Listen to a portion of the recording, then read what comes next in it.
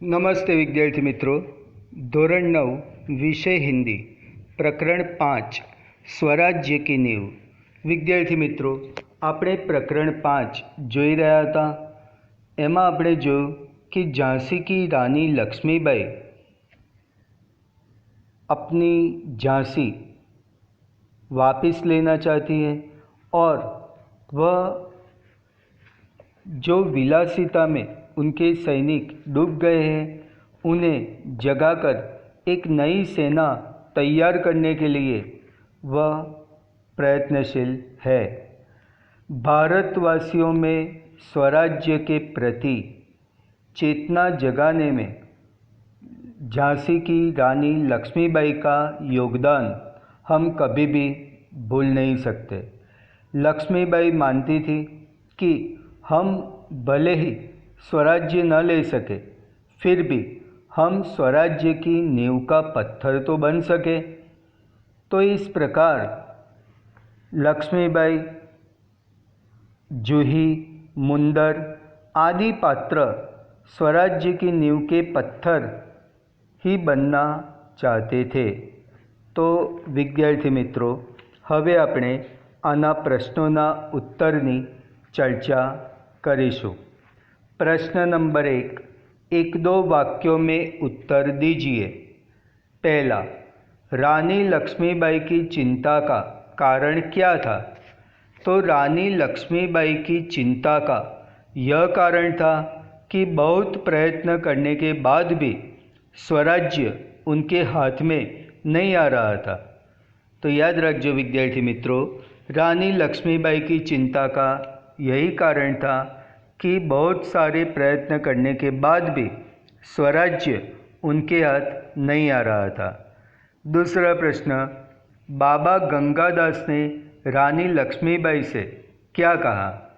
तो बाबा गंगादास ने रानी लक्ष्मीबाई से कहा था कि समाज में छुआछूत, ऊंच नीच और विलास प्रियता के होते हुए हमें स्वराज्य नहीं मिल सकता। स्वराज्य केवल सेवा, तपस्या और बलिदान से ही मिल सकता है। तो याद रखिए विद्यार्थी मित्रों, बाबा गंगादास ने रानी लक्ष्मीबाई से कहा था कि हमें समाज में जो छुआछूत है, ऊंच नीच है, विलास प्रियता है, तो हम कभी भी स्वराज नहीं ले सकते। स्वराज्य केवल सेवा, तपस्या और बलिदान से ही मिल सकता है। तीसरा प्रश्न, रानी लक्ष्मीबाई ने क्या प्रतिज्ञा की थी? तो रानी लक्ष्मीबाई ने झांसी को फिर से जीत लेने की प्रतिज्ञा की थी। याद रखिए, रानी लक्ष्मीबाई ने झांसी को फिर से जीत लेने की प्रतिज्ञा की थी। चौथो, जूही सेनापति तात्या का पक्ष क्यों लेती है? जूही सेनापति तात्या का पक्ष लेती है क्योंकि वह उससे प्रेम करती है। जूही सेनापति तात्या का पक्ष इसलिए लेती है क्योंकि वह उसे प्रेम करती है। पांचवा प्रश्न, तात्या रानी लक्ष्मीबाई के सामने लज्जित क्यों हो उठे? तो तात्या रानी लक्ष्मीबाई के सामने लज्जित इसलिए हो रहे थे क्योंकि रानी लक्ष्मीबाई ने तात्या को सरदार कहकर संबोधित किया। रानी के मुंह से अपने लिए यह संबोधन सुनकर तात्या लज्जित हो उठे। तो याद रखिए कि तात्या ने, रानी लक्ष्मीबाई ने तात्या को सरदार का संबोधन किया। रानी के मुंह से अपने लिए यह संबोधन सुनकर तात्या लज्जित हुए। 5-6 वाक्यों में उत्तर दीजिए।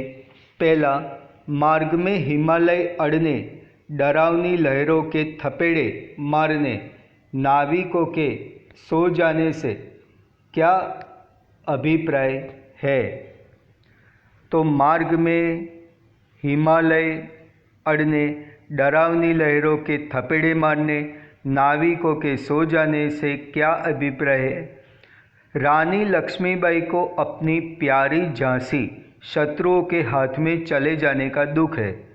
स्वराज्य की मंजिल हर बार पास आकर दूर चली जाती है।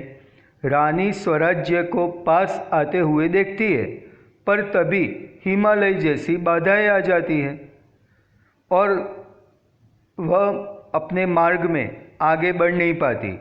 जब वे इन बाधाओं को पार करती है तो मुसीबतों का महासागर उमड़ जाता है। जब वे उन्हें पार करना चाहती है तो देखती है कि नाविक सो रहे हैं। ये नाविक है विलास में डूबे हुए उनके अपने साथी सेनापति तात्या, राव साहब और बांदा के नवाब आदि। तो इस प्रकार इस शब्दों का अर्थ यहाँ पर बताया गया है। रानी लक्ष्मीबाई देशभक्ति की एक अद्भुत मिसाल थी, समझाइए। तो रानी लक्ष्मीबाई देशभक्ति की एक अद्भुत मिसाल थी, क्योंकि रानी लक्ष्मीबाई हमारे इतिहास का एक अत्यंत तेजस्वी चरित्र है। स्वराज्य ही उनका अंतिम लक्ष्य है। इसके लिए वे बड़े से बड़ा बलिदान दे सकती है।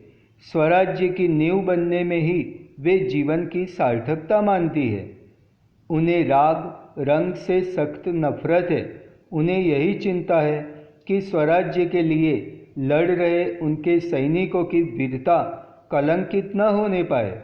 सचमुच रानी लक्ष्मीबाई देशभक्ति की एक अद्भुत मिसाल थी। प्रश्न नंबर 3, स्वराज्य की नींव शीर्षक कहाँ तक सार्थक है? प्रस्तुत एकांकी के लिए कोई अन्य शीर्षक दीजिए।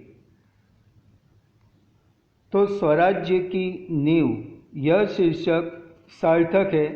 सन 1857 में सैनिक विद्रोह भारत का प्रथम स्वतंत्रता संग्राम माना जाता है। इसमें झांसी की रानी लक्ष्मीबाई, जूही, मुंदर, तात्या टोपे, रामचंद्र तथा रघुनाथ राव आदि ने अपनी अनोखी देशभक्ति का परिचय दिया था। ये सब अपना बलिदान देकर स्वराज्य की नींव के पत्थर बन गए। बाद में इस एकांकी के पात्रों के न्याय, तपस्या और बलिदान की नींव पर ही भारत की आज़ादी की इमारत खड़ी हुई। इसलिए इस एकांकी का शीर्षक स्वराज्य की नींव बिल्कुल सार्थक है। इसके अन्य शीर्षक ये हो सकते हैं: स्वराज्य की आधारशिला और आज़ादी के परवाने।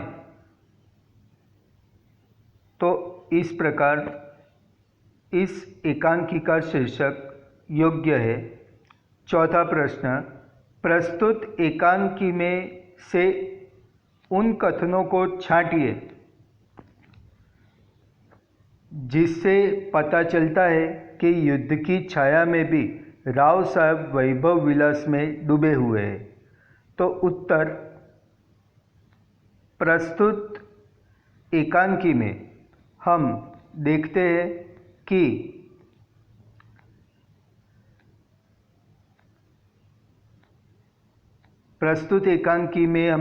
कि राव साहब वैभव विलास में डूबे हुए हैं।